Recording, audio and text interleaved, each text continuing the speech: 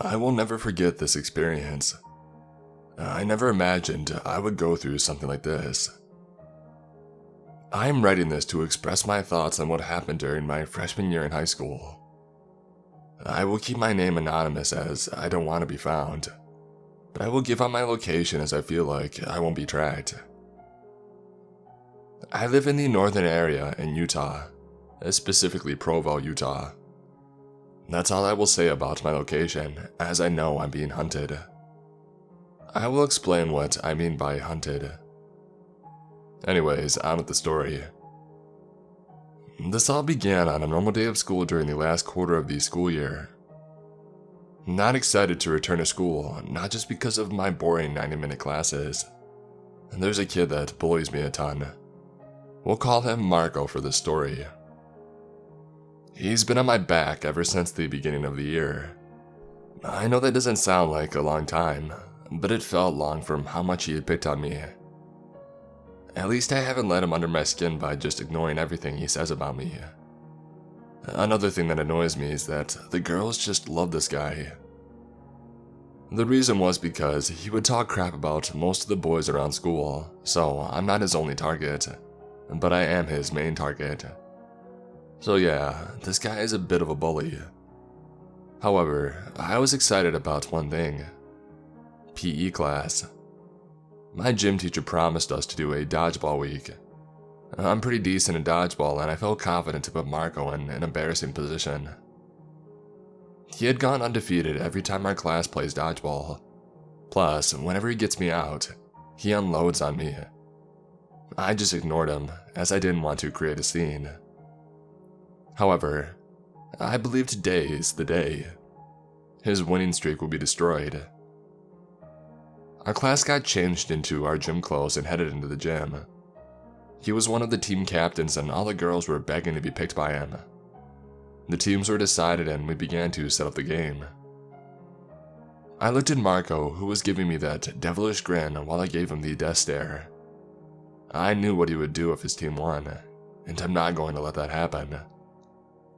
Both teams lined up at the ends of the court, and the gym teacher blew the whistle. Both teams made a mad dash to grab the dodgeballs as fast as possible, like a class begging the smart kid to give them the answers to the worksheet.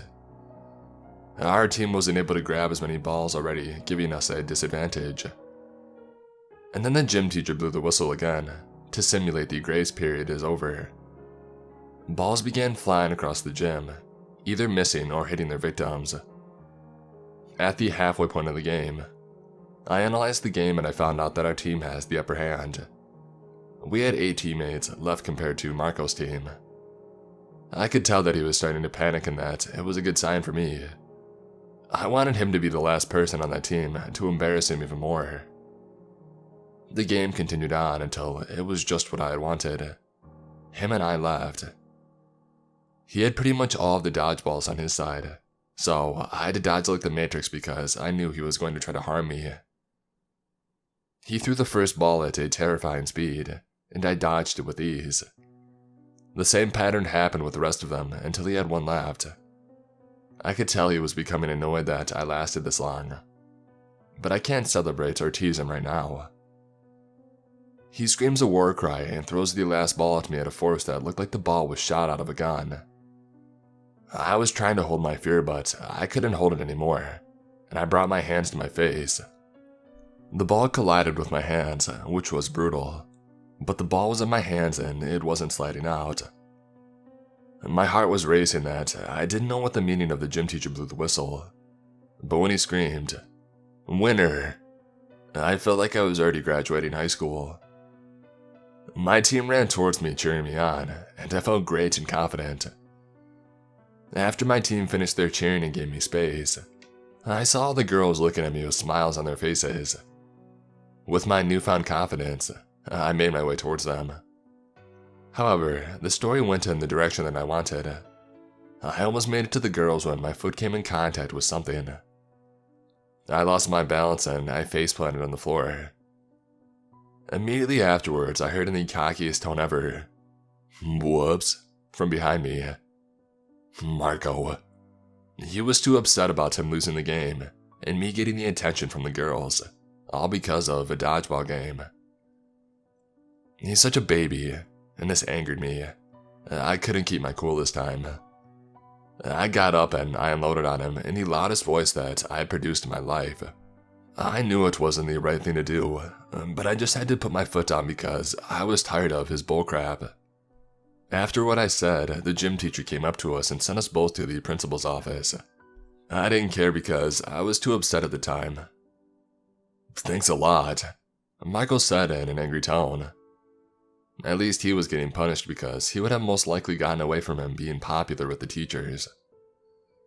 We both made our way to the principal's office and sat down at the chairs outside.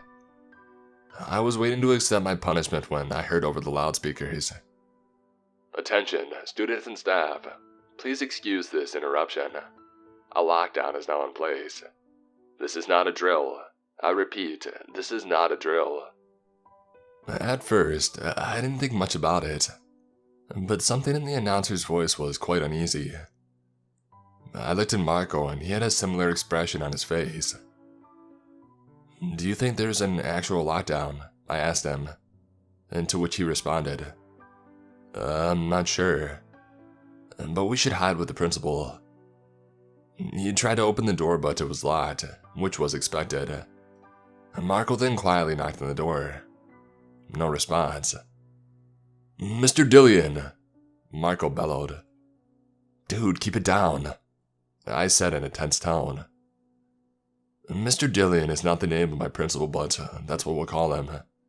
We kept trying to get an answer from him, but nothing came through. "Let's try to find someone else," I suggested. We ran back to the gym to see if our gym teacher would let us in. The doors were locked when we got there. "Oh crap," Marco said. We didn't want to put more students in danger, so we decided to find another place to hide. As we walked by some of the classrooms as quietly as possible like a couple of mice, we heard noises coming from each of the classrooms. It sounded like people coughing uncontrollably. There was also some sort of hissing sound, like helium being pushed out of a helium tank that you would find at Party City. I was starting to become a little worried as well as Marco. We went to one of the classrooms to try and find out what was going on, but since there were no windows, we couldn't tell. "We need to help them out, but that hissing sounds concerning," I said to Marco. "Agreed. We should go hide, wait for the all clear, and then report it to an adult." He had a very convincing plan and was kind of a last resort, so I went with his plan and we continued to find a hiding spot. We rounded a corner and stopped in our tracks when we saw a figure standing at the end of the hallway, with an open door in front of them. "What the heck?" Marco whispered in a confused tone. Somehow the person at the door heard Marco and turned his head around to see us down the hallway. We froze and stayed as still as statues, but the person in a swift motion turned around and quickly headed to the door and began to sink before the door shut behind them. I assumed he or she was walking down a flight of stairs. I didn't know there was a basement in our school, I said in my head. "Look, no one's gonna let us into a classroom. Let's just go find a hiding spot." So, as a last digit, we continued to find a hiding spot, which didn't take long. The loudspeaker came on stating the all clear. We emerged from our hiding spot with the lights filling the inside of the school. Not a soul in sight, but that was to be expected. "What should we do?" Marco asked. "I don't know, maybe go back to the principal's office or continue to find an adult to ask what had just happened," I answered. However, as if right on cue, the dean's voice came over the loudspeaker. "Attention all students and staff. The school day has been cut short due to the lockdown. Don't worry, we've got everything under control and you'll be able to leave the school safely. Have a nice day, everyone." Okay," Michael said in a confused tone. "Let's just leave. This has been a strange day," I said in a convincing tone. "You're right, maybe our fight is nothing after the lockdown," he agreed. We began to make our way to the boys' locker room to grab our backpacks. There was no real reason to change as we were leaving immediately afterwards. We arrived at the front office doors, which were empty of anyone. The strange part was that we didn't see any emergency field present. Shouldn't at least the police be here? I asked Marco. Yeah, there's no way they got the situation under control in this short amount of time. There weren't even any police cars in the parking lot. Nevertheless, we didn't think much of it as it's none of our business. Hey, I'm sorry for being a jerk to you. Marco apologized. Thanks, and I'm sorry for losing it on you. It wasn't the most civilized thing to do. I said in an understanding tone. Once we had reached the traffic light near the school, we went our separate ways. I arrived back at home safely, completed my homework, and I played some video games. At dinner, I told my parents about what had happened at school, to which my mom responded, maybe it was just a lockdown and there were some problems with the pipes or something. For some reason, I believed her. However, I'm pretty sure her theory was not right. The next day came and I made my way to school like normal. When I got there were little to no cars in the parking lot. That's strange, I thought to myself. I continued to make my way to the front office, opened the door, and no one was in sight. What the? But before I could finish my thought, the front door was open behind me. I spun around at the noise and I was greeted to the sight of Marco. Hey, Marco said. What's going on?